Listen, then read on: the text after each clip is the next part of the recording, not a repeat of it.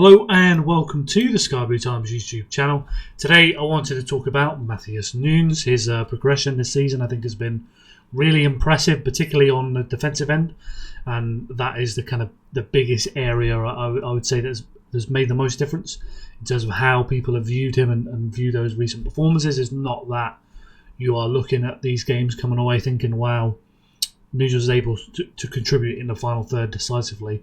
Is that he's just dependable and consistently dependable when it comes to dealing with wingers, making clearances inside the box, not panicking and so on. So yeah, I want to do a video on this. I think similar to O'Reilly, he's got similar qualities, but also has that path possibly to the World Cup in the summer with Portugal. So I think that's something for him to keep an eye on. And then also with the way that City want to play this season, to have fullbacks that can be quite dynamic, that can change their roles as well. So you think of somebody like Rico Lewis as well as he's able to invert into midfield. That is the option you're bringing him in for. With Matheus Nunes, as we've seen this season, there's different ways you can utilise him. Same thing with Nico O'Reilly, as you look at his performance for England the other night, playing a different role to what he plays at Manchester City. And that is because him and Nunes have those kind of like different roles that they can play. Just allows the team to be a lot more flexible. If we look at when he first arrived, obviously came in as expected to be that central midfielder. You think that City missed out on Jude Bellingham, they missed out on Declan Rice, they missed out on Paquetá, which really was down to that gambling charge that has now been cleared. And I think he had a recent interview where he said, if that letter didn't come through, then that same week he probably was going to sign for Manchester City. Tells you how close that was. That move falls through, and then City go for Matheus Nunes. And then he comes in, expected to be a midfielder, struggles. Guardiola has his comments about his kind of intelligence in the midfield. Has a lot to learn. I think he showed his qualities in different games. I don't think he ever got a properly consistent run, but then I'm not sure he ever showed enough to deserve that kind of consistent run in terms of the small details and being consistent in all of your actions. I don't think he ever really got to that point, but definitely had like bright spots through that. Mixed opinion across the fan base going into last season, and then when you went into last season, again you started as Matheus Nunes that wasn't getting lots and lots of minutes, and then once he became a left winger at one point due to us needing him out on that side to just be able to fill the spot. You think Grealish was, if he wasn't having niggles, then he wasn't available, let alone playing games. Doku had injury, so somebody able to play on the left. Nunes was able to provide that. And so from the first season, he had 1,360 minutes. That's 7 full 90s he had as well, where he completed the full 90 minutes, And then you move to the 24-25 season, playing more as that fullback, as a right back, gave him more minutes. So he finished with 2,680 minutes. That 25 full 90 minutes completed. So that speaks to him playing more as a defender. That they're not players you're going to be chopping and changing for around 90 minutes compared to a midfielder, compared to a winger. So that's a big increase in minutes, over 1,000 minutes increase from the first season he had in 23-24. And now when you look at the 25-26 season, he's already got 981 minutes. He's in the top 10 for most minutes across all competitions for the team this season. He's already completed 9 full 90 minutes, which is more than he had in that first 23-24 season. And based on the percentage that he's got, I think he's around 64% of available minutes. If we were to go out to a 60-game season, which is more than plausible. I think last season was 57 games. So if we said 60 games, 60 90s, then he's on track at the moment to play 3,400 minutes across all competitions. So that is a big step up from Matheus Nunes if he's able to do that across the full season. Now I think Kusanov coming back will have something to say in that regard. I think Rico Lewis will eventually get his kind of moment and certain games, depending on whether Pep sees him a bit more in midfield or not.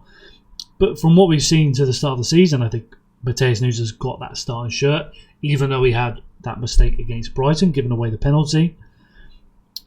For most of the performances, I've been very impressed with just how consistent he is when he's defending, and that's why you've got this image right in front of you of Semenyo when it comes to getting inside his own box, he's not. I felt like last season, if he made a mistake, if somebody beat him, then he was kind of rushing, panicking to make an action.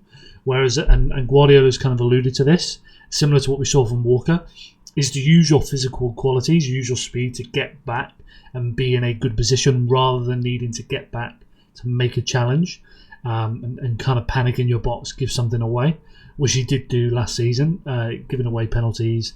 You think about Sporting and just making poor decisions when it comes to defending against players, being a little bit more impulsive and so on compared to what he is now. And you look at even games like the Villarreal in the Champions League where he gets back to deal with a player that ends up on inside our own box, just to the left-hand side of Donnarumma. And when he comes to that moment where the two players go shoulder to shoulder, he stands his ground versus Nunes of last season probably lunges in a bit too aggressive, tries to get a foot on the ball and so on, whereas he's using the strength he has, his physicality, to kind of deal with that contact just a little bit more kind of cleaner, focusing more on standing his ground, being in the right position rather than I need to definitely win the ball right here, right now.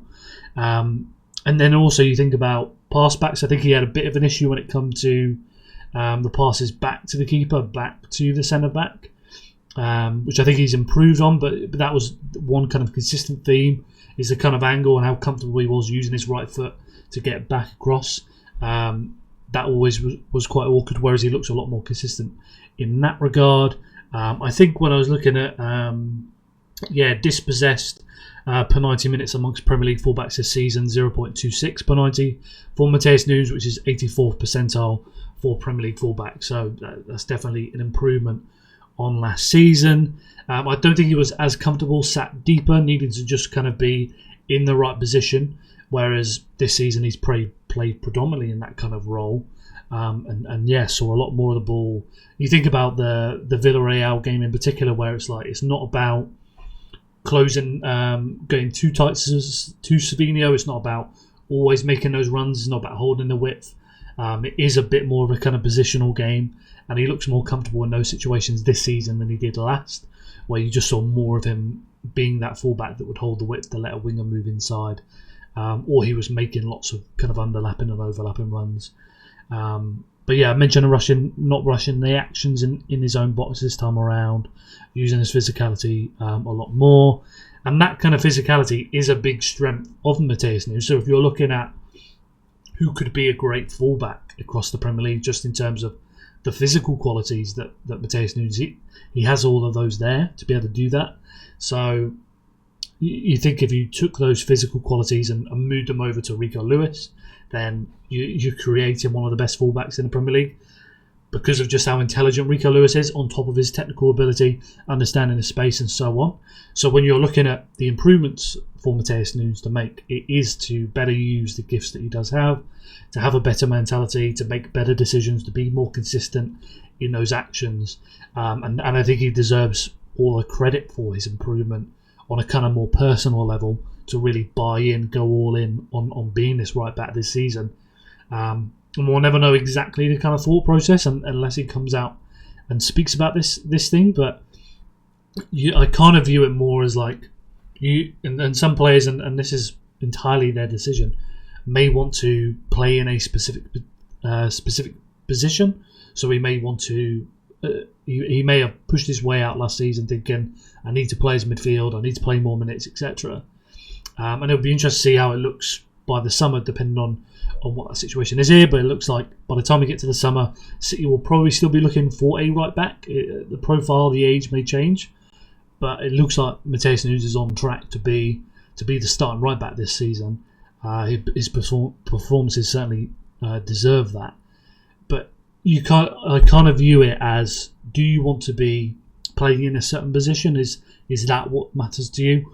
Or is it that on the other side you have a real chance to make the World Cup with Portugal as a right back, and you have a real chance to be the starter for Manchester City Football Club as a right back? So what is it that you're looking for in your career? What matters the most to you? What do you want to have happen? Because if you're being the starting right back for Manchester City, then you're more than likely playing for a team that's competing for the title. If you're moving to play midfield elsewhere, where exactly would you be moving? Would that have to be a move down?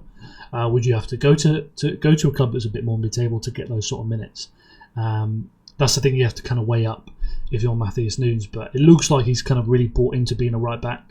He definitely has the physical qualities for it, and as we've seen this season, the mentality, the decision making has definitely caught up with that. If you're looking at him compared to Premier League fullbacks, I mentioned the other one, this possessed stat a little bit earlier, 84th percentile. But he's also among Premier League fullbacks, 99th percentile for passes completed, 99th percentile for carry distance and progressive carry distance. So he's seen the ball as much as a midfielder would really. Just the volume of touches, volume of passes that he's involved with. I think if for possession adjusted touches in the middle third, he's the most for Manchester City this season. So again, that tells you just how heavily involved he is. 96th percentile for ball recoveries. I think he leads City across all competitions so far this season for ball recoveries.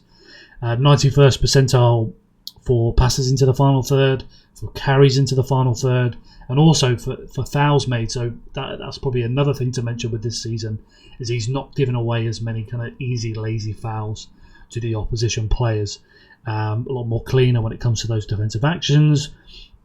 And then, 84th percentile for being dispossessed amongst Premier League fullbacks this season. So, again, not a player that's losing the ball as easily as he did last season. He is in kind of important areas when you think about being out wide, being on the defensive line. Like, that's a poor area to lose the ball, so you do have to depend on these players. And that's one of the kind of hallmarks of Kyle Walker, despite maybe he's deficient in different areas, that he's an example of consistency when it comes to his fitness and his physicality and for the most part his decision making on the ball. Maybe he's not the most progressive player, but in terms of just being a bit more dependable in those areas where you need a player to be, then Matheus Nunes is delivering on that this season. If we just move over to this one here, this is his heat map from last season. Had a good stint on that left wing, so that's why you'll see that pick up here. And then when we're talking about him playing as a right back, you're not seeing as much of him in a kind of deeper role. It was holding the width, it was up and down the flank, using that physicality as to carry the ball, as well as just the engine to get up and down the pitch across the full 90 minutes. You then move over to this season in the Premier League, and he's a lot more involved inside. He's similar to what you would see from somebody that's playing as like a kind of right centre back. Those kind of areas in possession into the opposition half, and heavily involved up and down the flank like he still was last season. More involvement in the defensive third, deep in the build up as well, and in his own box compared to last season in the Premier League. So that's a big difference, as you can see there. And then if we move over to his touch map, which is from Opta, this is from him in this season from the Premier League. Again, you'll see these two kind of clusters here. In the opposition half, which tells you much more about his kind of involvement and role compared to maybe somebody like Nico Riley that's getting quite advanced with Jeremy Doku on that left-hand side. Lots of touches, doing his defensive work inside our own box, as well as his involvement up and down the flank, which he's played in certain games as well. And then if we just move over to this one here, this is a graphic by Deep. I think this is missing one game, the Liverpool game. But so this was done prior to that. But this is the top right wide space defenders, pair 100 opposition possessions, including possession, adjusted tackles, interception, ball recoveries, clearance actions. And as you can see, Matheus Nunes 1.6 is among some of the best players in the Premier League this season for defending that kind of right wide half space. And then kind of wide space as well, and a big mix as well. It's not just one kind of specific cluster. It's not just inside his box, and these are players. I mean, Szoboszlai obviously helping out a lot for Liverpool this season with their struggles at right back. But you've got Kyle Walker that's been really good for Burnley this season. Pedro Porro that's highly rated at Spurs. Daniel Moniz is considered one of the best wing backs, if not right wing backs in the world. Timber as well is considered by most to be the best right back in the Premier League this season, and Matheus Nunes is right up there when it comes to these defensive actions, which again very encouraging to see. Move over to this here. This is the most possessions disrupted per 90 for the Manchester City players with the top minutes. So this is, I think, the way I did it was I made the graphic. So all the City players that have 500 plus minutes across all competitions, and then who are the top players for the most possessions disrupted per 90 using tackles won, interceptions and blocks. Now, Nico Gonzalez, a huge standout and tells you a lot about our struggles last season, as well as the improvements this season to have a player like that in the midfield whilst you have Rodri returning from his injury and needing the time to kind of ease his way back in. But also a big standout is the fullback. So you've got Matheus Nunes, 1.19 tackles won, 1.28 for interceptions, 1.01 for blocks per 90, and also Nico O'Reilly, as you can see there, 1.23 for tackles won, 0.79 for interceptions, and 1.23 for blocks. So you should be able to see quite clearly there that is a key part of the team is the fullbacks, and I think one of my mistakes is not realising just how important that was when we went into last season. And I think that's a clear takeaway, is that you need your fullbacks to be able to handle all of that work, where you do have to win a lot of ground duels, make a lot of tackles, make a lot of recovery runs, make a lot of interceptions and blocks and so on. And if your fullbacks ain't able to do that and handle the high volume for 90 minute after 90 minute after 90 minute, to handle all of those back to back to back, then you're going to really suffer in the Premier League. And we saw that from Manchester City at points last season. But yeah, Matheus Nunes second in list, very impressive to see. This is some of his underlying metrics that have improved from last season to this season. So if you look at passes completed, as I mentioned earlier, he sees a lot of the ball. 71 passes completed per 90 minutes. Passes into the final third increased 2.9 to 6. Playing more of a deeper role, has more of those options in front of him. More comfortable with him like being behind the ball rather than ahead of the ball. Progressive passes 4.8 up to 5.1, so a little increase on there. Touches per 90, 76.3 up to 90.5. And then when you're looking at the breakdown, when you're talking about defensive third touches, they've more than doubled to 24.9. Middle third touches, big increase there, 29.8 to 46.5. Tells you a lot about his role to play a lot deeper for Manchester City, rather than that kind of fullback that's stretching the width and getting up and down the touchline. Excuse me there. Aerial duels 1 up to 1.2 from 0.7, above 50%, which you need from your fullbacks. They're not going to be winning lots and lots of aerial duels, but you definitely need them to win more than their fair share, and that's what he's able to do this season. Interceptions up 0.8 to 1.3, clearances 1.8 to 4.1. If you go back through some of their games, Matheus Nunes always makes some sort of important clearance with his header, whether it's at the back post and so on. Definitely involved with those kind of actions every single game. Very helpful as well that he's able to cleanly kind of get the ball straight out rather than messing about with it. Tackle win percentage 59% up to 91%. Very encouraging to see that. Similar to the aerial duels, you're not going to be doing maybe lots and lots of tackles kind of in the midfield with dribblers like, say, a Nico Gonzalez does, but when you do get those opportunities, you do need to win the ball. Fouls made gone down, as I mentioned a bit earlier, so you're not giving away soft fouls frequently per game as he was doing last season. Really, really encouraging to see this. I'm kind of a little bit hesitant to do this video in the first place just because of his struggles last season, and then you don't want to get a bit too ahead of yourself. And I think now we've had that really big sample size that we can say, okay, he's made a big step up, he's a lot more consistent, and he's had the kind of games against Bournemouth, tough team to play against, and then also Liverpool, that Big Six title rival kind of fixture, and he was excellent in that, which is why I'm now doing this video, because we've got that kind of good sample size heading into next season. We move over to this one here. This is just to give you a couple examples. So this is the Everton one, is touch map from Everton. So does play a lot wide. You do see his kind of involvement in the build-up where the centre back split, and him and O'Reilly go wide and go high, and then allow the wingers to move inside in the build up and be more options for City to play through the lines that way. But then once we move kind of progressible through the middle third into the final third, you will see more of Matheus Nunes playing as that kind of like third centre back in possession. When we're talking about teams like Everton, Burnley, etc., that do want to sit a little bit deep, that don't want to apply pressures, like a Bournemouth, like a Liverpool.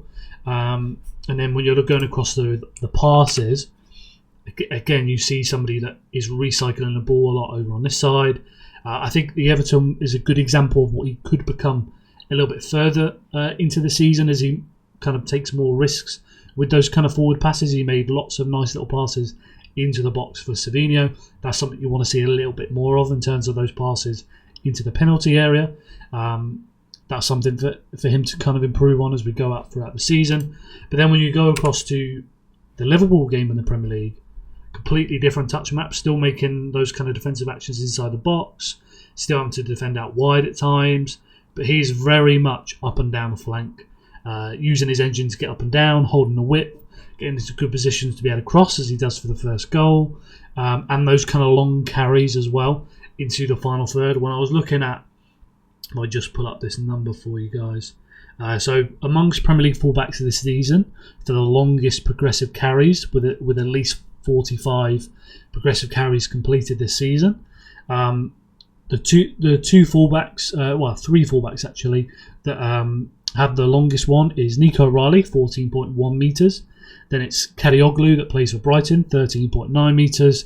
And then Matheus Nunes, 13.3. Everybody else in that top 10 is like wingers and midfielders. So when you're talking about the space that he's able to open up out wide by moving these wingers inside, you also need the players that are capable at fullback to take advantage of these. And both Nico Riley and Matheus Nunes share that kind of aspect with those long legs that they can glide across those kind of big spaces, carry the ball very quickly up and down the pitch. So similar to what Rhinos can offer in midfield, but they're able to offer that as fullbacks out on either side. And we've seen in the Bournemouth game, Dortmund game, as well as in the Liverpool game, just how useful that is when you have the space and you have the fullbacks that are able to attack it as well as carry the ball through into the final third. So yeah, really, really useful to have that. If we just move over to, this is the Liverpool passing map. So as you can see, very much up and down that touchline, rather than somebody that is coming inside at all that much. Much more of a kind of safe job to kind of progress the ball with his carries and retain possession, rather than somebody that's looking to play forward into the box a lot. And that speaks a lot to Matheus Nunes this season, that he's just better understanding of his role, more consistent in his decision making, and just a lot cleaner in all of his different actions that he's making. And then if we just move over to this here, this is a look at all of his different actions when it comes to the match against Liverpool. As I mentioned, with the touches up and down the touchline, as you can see here, receiving a lot of passes out wide in the build-up, getting into those sort of places that you can then carry the ball further forward. Makes a lot of actions inside the box, so you can see all these clearances on the inside of the box here. Clearance at the back post, that would have been a Gakpo chance, I'd imagine, if not another one. And then lots of ball recoveries dotted around here. You can see all these passes further forward that he's playing into players in front of him, making those runs, those kind of long carries, as you can see here as well. And then obviously gets in the position to deliver that cross and provide the assist for Erling Haaland in the opening goal against Liverpool. If there's another thing I'd say for him to improve on, I think, so we're looking at more involvement in the final third. I think picking those kind of right moments to make those overlapping and underlapping runs. I think that's definitely one angle, because he certainly has a beautiful cross on him, and he'd be able to provide a few more assists, if not get him to plays in good positions inside the box. So that's definitely one aspect. And then the other thing for me is just using his carrying ability a little bit more. He's more than capable under pressure of turning players and then carrying forward into space. And I think we've seen that kind of dotted across different games for him this season, but not really consistently enough to then be able to turn those sort of to use those qualities in certain moments and then turn those into chances that we could create, or at the very least progress City into the final third a little bit more. But this is a very different role to playing against Everton, to playing against Burnley, etc. Very different role, and that's the value of Nunes. On top of him being more consistent, which is his improvement this season, he's also picked up this kind of deeper role and been able to perform that, which then gives you the options. This is more like what you would see Kyle Walker do, not the insane recovery pace, but not far off. But playing that kind of deeper role as like a third centre-back player, that's something he's added, that he's able to play. Obviously, he can play a bit more inside as a midfielder. Perhaps we'll see more of Matheus Nunes, similar to what Rico does, where he can kind of invert, go into the half space, and really get in and around the box. We might see some of that from Matheus Nunes in the future, which links back to what I say in terms of adding more kind of overlapping runs, getting into the box a little bit more. Is something to keep an eye on for Matheus Nunes. But apart from that, it's been really great to see the improvement from him this season. We'll just move over. This is just some of the kind of recent assists from him. This one goes down as assist. It goes down as an own goal in the Burnley match, but Nunes does get the assist from here. Lovely ball into the box that Oscar Bob was a little bit short on. Chip ball over the top from last season against Bournemouth at home that Nico Gonzalez is able to seize and eventually score his goal for City. The assist for Nico Riley against Everton last season, the 2-0 away win. That comes from Matheus Nunes with his cross into the box. And then, the assist against Liverpool. All of these come from right foot delivery. It's either a cross or a chip ball over the top. Getting him into more and more of these positions at the right moments, picking his moments, I think, would definitely go a long way for Matheus Nunes across the season and be very useful for the team. We're seeing O'Reilly start to arrive into the box for shooting positions, to pick up goals, pick up assists now. And hopefully over the next run of games, we see Matheus Nunes able to chip in a little bit more himself. And then here's a couple of goals. You've got the Aston Villa one arriving at the back post. So a little bit like we were talking about the kind of crossing position is he getting in. You also want him to get himself into the box, arriving on those sort of crosses across the 6-yard box, and then also arriving into the box as we saw against Burnley. I think he swapped with Tijani Reinders. Tijani Reinders goes a little bit deeper, and then Matheus Nunes drifts inside, then makes his run into the box, and he's able to volley that one in after it's knocked down by Erling Haaland. So those are the kind of things you want to see more of Matheus Nunes as we go into the next part of the season, to make those underlapping and overlapping runs, to get himself into better crossing positions, because he's got the ability to provide more assists, and then also know when can I drift into the box and kind of find myself a little pocket of space to be a bit more dangerous in and around a 6-yard box as he did against Burnley. That would be a couple of things I would be looking for from him. In turn, that's probably everything from this season from him so far. I think when you're looking at next summer and you're talking about, do City buy a right back? Do they need a right back? I'd say we need to see how Kusanov comes back, somebody I expect to really be playing right centre back long term. But let's see how he comes back and where he fits in for a start. And I think the thing that shifted the most for me is that you're probably looking more for a right back that's younger, that's less experienced. 1 or 2 years is fine now. You don't necessarily need somebody like Ignori that's had years and years in the Premier League. Still quite young, but had quite a few years in the top flight. So you don't need that as much now. And you can take a little bit more of a risk on a younger player, whether it's somebody like Reed at Feyenoord or Martin Fernandes at Porto. So somebody that's got 1 or 2 seasons, very highly rated, but very green, that can come in and have a player like Matheus Nunes in front of him that can do the job and allow them the kind of time to develop. I think that's probably the direction they'll be looking to go in by the time we get to next summer. But this was one of the biggest question marks going into the season. Do City have a good right back? They absolutely do have a good right back now in Matheus Nunes. Whether that's long term is a different question, but at least for this season, it looks like we're going to have a very good option there that's not going to be the obvious hole when it comes to winning a title like people feared at the start of the season. And all credit to him for his improvement, for the team, Guardiola, etc., for helping him make that step forward, find a place, and hopefully we continue to see more improvement from Matheus Nunes. That's it for the video, so please let me know down below if you think I missed anything out. Any questions that you had, let me know down below. Jump in, have that conversation there. Make sure you like the video to help support the channel. Make sure you subscribe so you don't miss out on the next video, and we'll be back with plenty more content this week.